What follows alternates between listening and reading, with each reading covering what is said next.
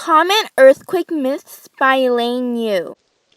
Earthquakes are natural disasters that could happen anywhere. People all over the world started to make up myths on how they were created. Then there were some earthquake myths people created that have nothing to do with the creation of earthquakes. These are now known as common earthquake myths. Earthquakes happen when the rock underground breaks along a fault line. This sudden release of energy can cause earthquakes. The rocks break because when the plates slide against each other, there are some places where the plates get caught and don't move smoothly. The rocks are still pushing, but they are not moving.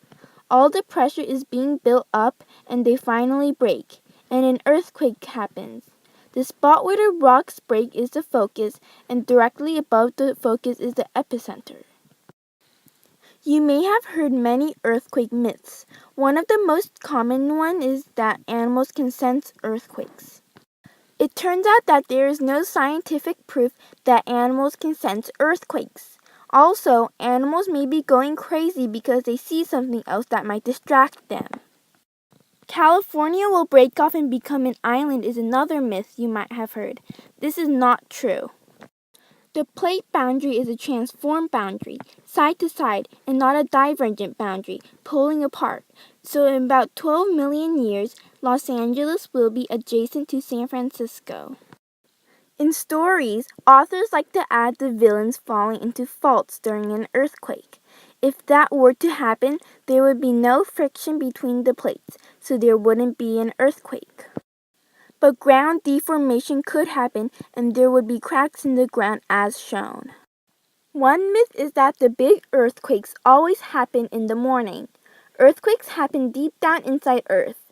Earth can't tell time, and there have been large earthquakes that happened in the evening. Another myth, similar to the one before, says that earthquakes happen in hot and dry weather.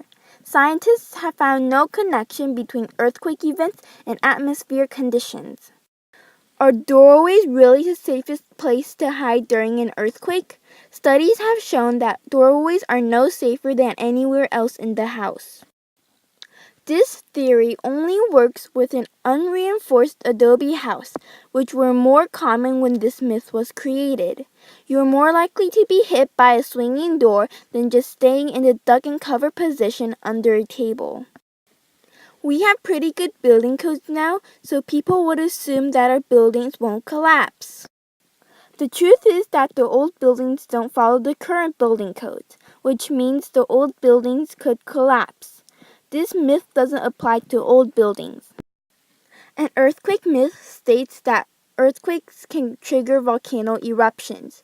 The process of an earthquake and a volcano erupting are slightly different.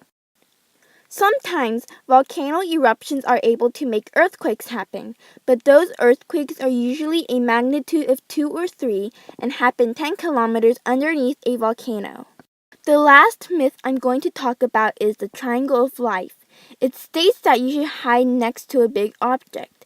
That way, when the walls fall, they will fall onto the big object and not hurt you.